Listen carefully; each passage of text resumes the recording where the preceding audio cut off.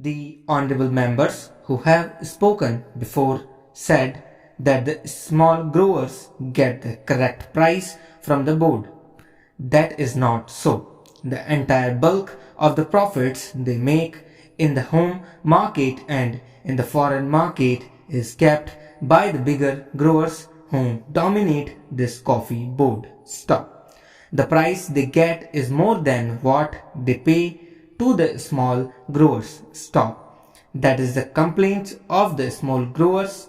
Stop. So it is not correct to say that the profits this board makes are equally distributed to the small growers. Stop. Hence, the conflict between the big growers and the small growers is increasing. Stop. Therefore, it is necessary on the part of the government to do justice to the small growers. Stop. The government thinks that by taking powers for nominating the president of the board, it is able to do justice to the small growers. Stop. The number of the small growers is 34,000 while the number of the big growers is 590.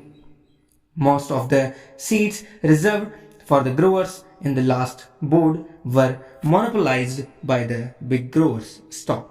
The majority of the seats were held by the big growers and the number of seats the small growers got was very meager. Stop. It was not more than 4 if my recollection is correct. Stop. What the government should have done was to give equal representation to the small growers. Stop. They should have asked the growers to return their representatives or to give a panel of names from which government could have chosen some.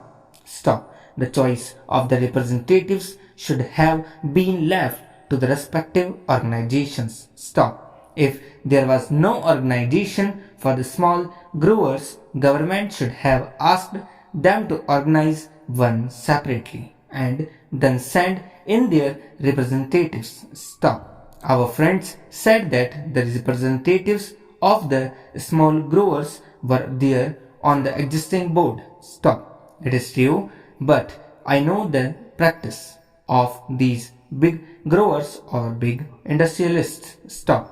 Having given membership to the smaller fry on their organizations, they don't allow them to express themselves. Stop. The chairman or the man who holds sway of the board sees to it that all the members agree to what he dictates. Stop. That is the practice in these associations. We know that. So it is better to have a separate organization for the small growers and ask them to submit their panel of names to represent them on the board. Stop. Representation on the board should not be governed by the number of acres owned and the amount of capital invested, but by the number of growers. Stop.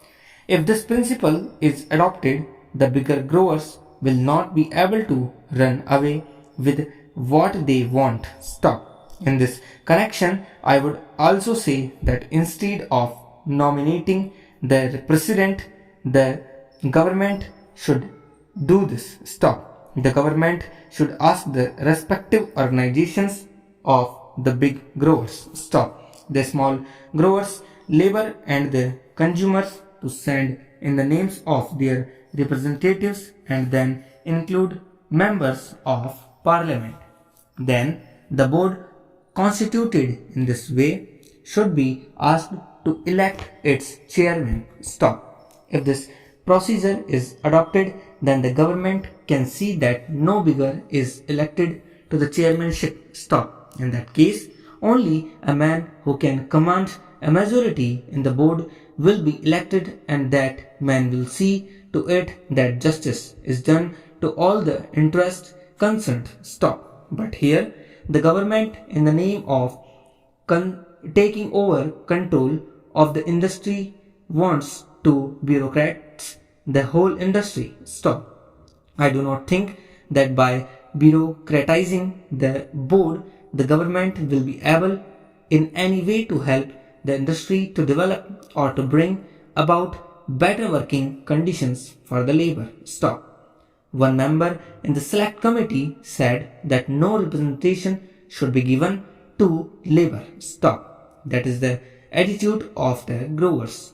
That is the attitude generally of all employers in this country. But it is just on their part to deny representation to labor as well as to the consumers. Certainly, the rights of these people should be recognized, but personally, I do not think that by merely giving representation to labor on the board, the government can do justice to labor. Stop. It is true that the minister in the select committee was as well as in his reply to the debate. Stop.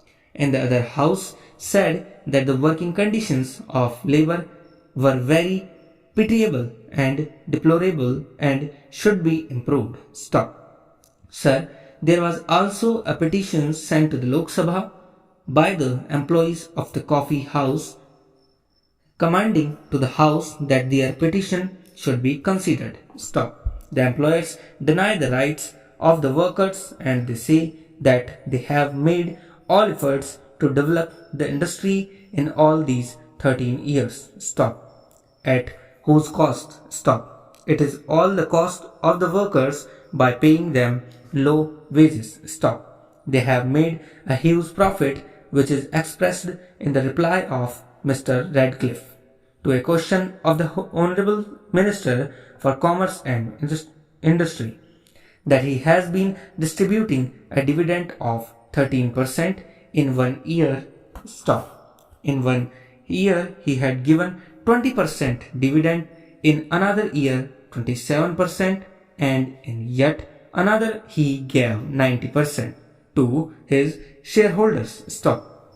At the same time, this big dividend is after deducting the expenses including depreciation, taxation, reserve fund and reserve fund to capital invested. Stop. Apart from all these, they have made a net profit so as to distribute an average dividend at 13%.